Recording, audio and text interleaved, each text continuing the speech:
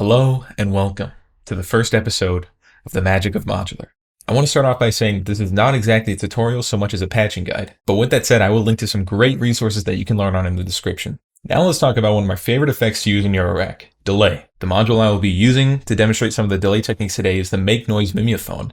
I absolutely love this thing. Mimeophon is kind of a weird mixture of delay and reverb, and it's kind of springy. It just sounds really good is what I'm trying to say. Platts is a super versatile sound source, and it gives us plenty of material to run through Mimeophon, so that's why I put it in the case. I have maths doing some modulation as well as PAMs. This is also slowing the pitch a bit. It's also doing some pretty cool control multing, which I'll talk about. But at its core, Mimeophon is a delay, so let's hear what that sounds like.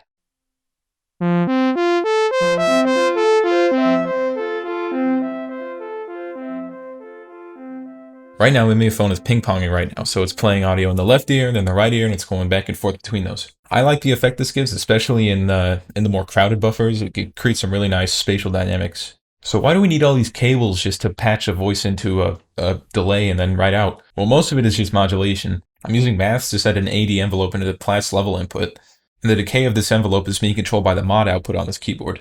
The mod on the decay envelope is also being multed to Mimeophon's repeat CV input. So as we move this touch strip up, we're getting a long decay on Platts, and Mimeophon is kind of turning into a freeze delay. Let's hear what that sounds like.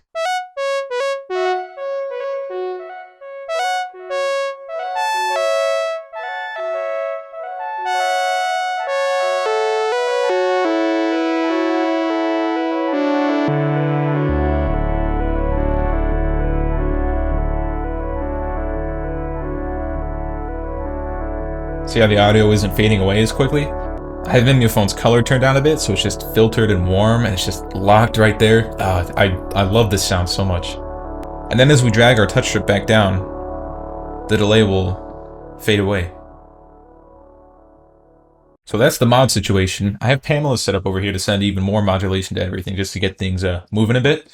I have a low probability sine wave on channel 4 that's being sent to Mimeophon's rate input. This is going to give us some occasional warbles and distortions in the delay, and that sounds really good when it's fully frozen. It's also sending a bit of modulation to the Platts harmonics input, so this is giving our voice a little more timbre variation.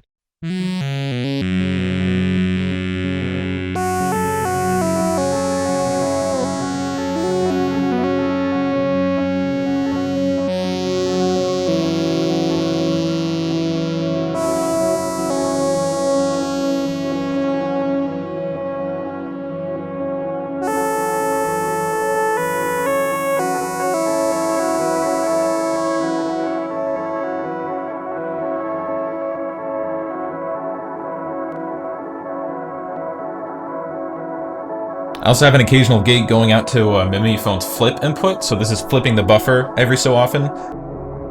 You can just see with just a voice and Mimeophon, or almost any other delay, you can get these really, really nice just environments. So now Mimeophon has a hold button that can freeze its current buffer, but the reason I'm not using this is because I'm going to be able to continually feed audio into Mimeophon and have things layer and just like break up over time. Let's hear what some other things would sound like through Mimeophon.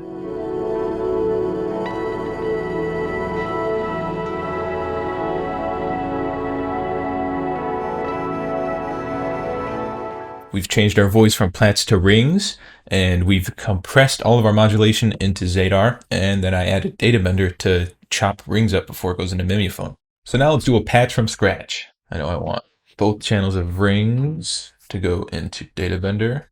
Then I know that I want both channels of Data Bender to go into Mimeophon.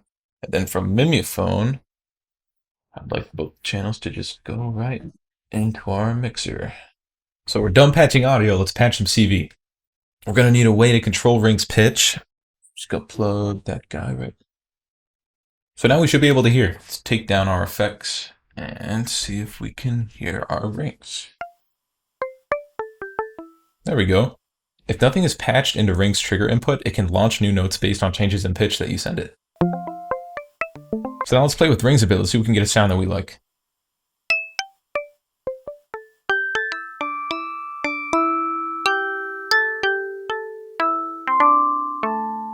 I want to have control over this damping parameter, so I want to send a mod to that.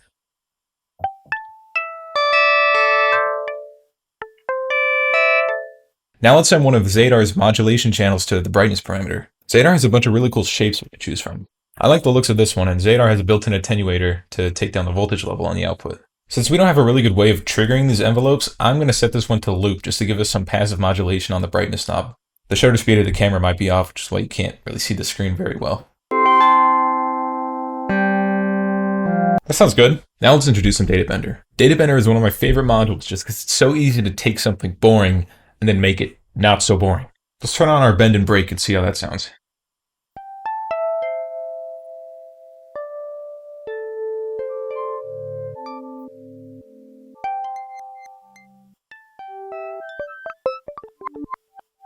I'm going to turn down Databender for a second just so we can hear Mimeophon on its own.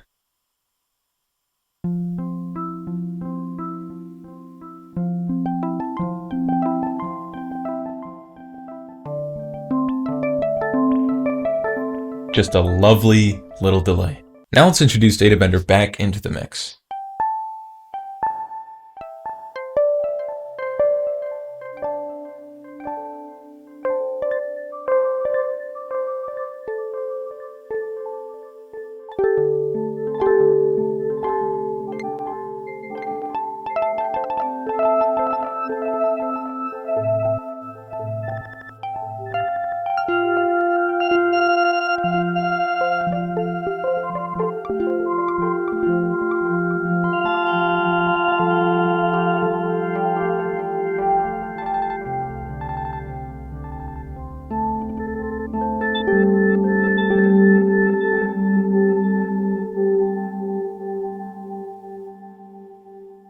Now we're getting somewhere.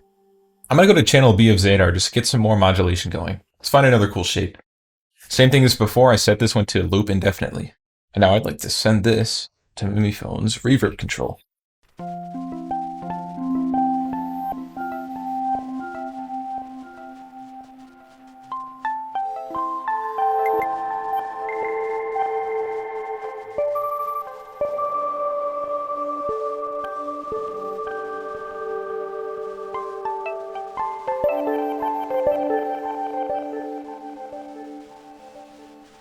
I'm also going to molt this slow envelope to Databender's bend CV input. This is so that we can match these occasional reverb swells with some pitch bends. This is to give it kind of an occasional crescendo effect.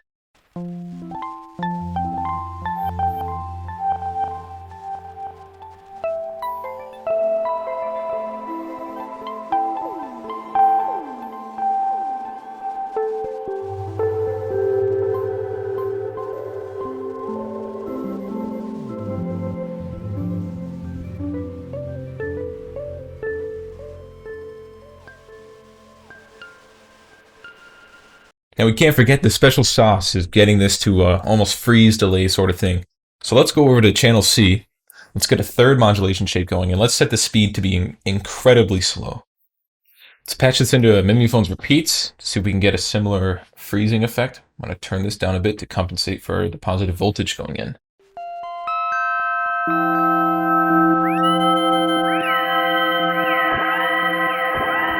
Well, I'd say things are going pretty good right now. We do have one more channel of Zadar that we could possibly feed a trigger from our keyboard into, but it's important to remember that even though you could fit more into your patch, you don't always have to. I'm pretty happy with where things are right now, so let's jam out.